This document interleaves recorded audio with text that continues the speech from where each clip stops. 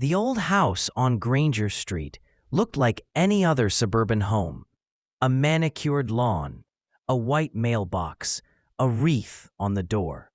But beneath the surface, hidden behind drywall and memory, was a secret, soaked in betrayal, sealed with blood, and buried in silence for over 2 decades. In 1998, in the small town of Anoka, Minnesota, 12-year-old Kaylee Mercer made a chilling 911 call. Her voice trembling, she told the dispatcher her father had attacked her mother. Moments later, the call dropped. When authorities arrived, Kaylee stood at the door, blood on her hands, and a single sentence on her lips: he killed her. Her father, Charles Mercer, was immediately arrested. The living room told the story: shattered glass, overturned furniture, and Susan Mercer lying motionless beside the fireplace. Charles claimed it was an intruder, a robbery gone wrong, but the bloodied baseball bat beside the couch said otherwise. The case was open and shut. A week later, Charles was charged with second-degree murder and sentenced to life. Kaylee, the only witness, became the center of the town's sympathy, the poor girl who watched her mother die. But what no one knew, not the police, not the neighbors, not even the prosecutors, was that the story Kaylee told wasn't just incomplete.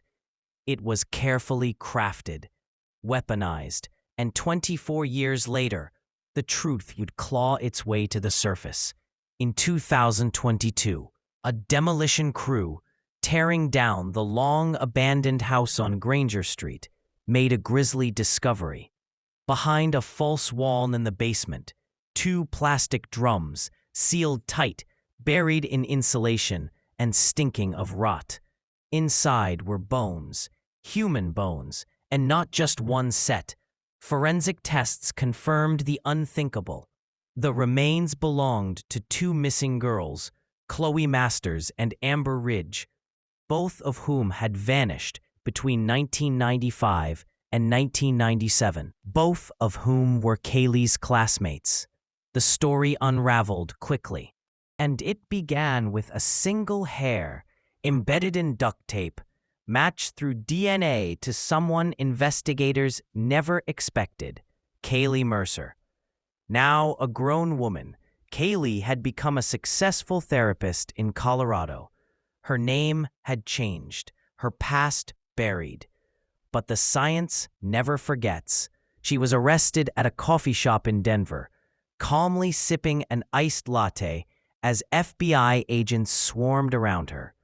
The interrogation tapes leaked online, and what they revealed was chilling. Kaylee didn't flinch, didn't beg, didn't deny. She smiled, and then she talked. She told them that her father was innocent, at least of that crime.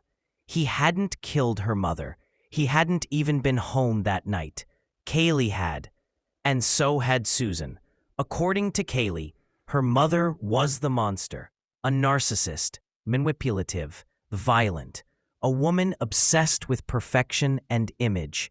She beat Kaylee with spoons, burned her with cigarettes, made her sleep in the crawl space for days. But what Susan didn't know was that Kaylee wasn't normal. She was angry, calculated. And when she realized her mother suspected her of being involved in Chloe's disappearance, she didn't panic. She planned. On the night of the murder, she waited until her mother was in the shower. Then she struck her from behind with a hammer. Once, twice, 8 times. Then she staged the room, smeared the blood, and rehearsed her 911 call. She knew how to cry. She knew how to lie. And she knew that no one would suspect a little girl, especially not one with bruises.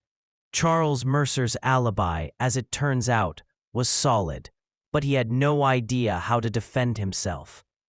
Headlines like "America's Youngest Serial Killer" and "The Girl Who Framed Her Father" dominated the news cycle. But beneath the shock was something deeper, a discomfort, a horror, a realization that evil doesn't always wear a mask. Sometimes it's quiet, polite, smart. Sometimes it grows up to become a therapist. Kaylee Mercer is now facing trial for 3 murders and perjury. Charles Mercer was released after 24 years behind bars. He walked out of prison into a world that had forgotten him. The house on Granger Street was never rebuilt. It's an empty lot now, overgrown with weeds, flowers, and silence. But locals say that sometimes, if the wind is right, you can still hear a little girl's voice echoing from the past. Not screaming, not crying, just laughing.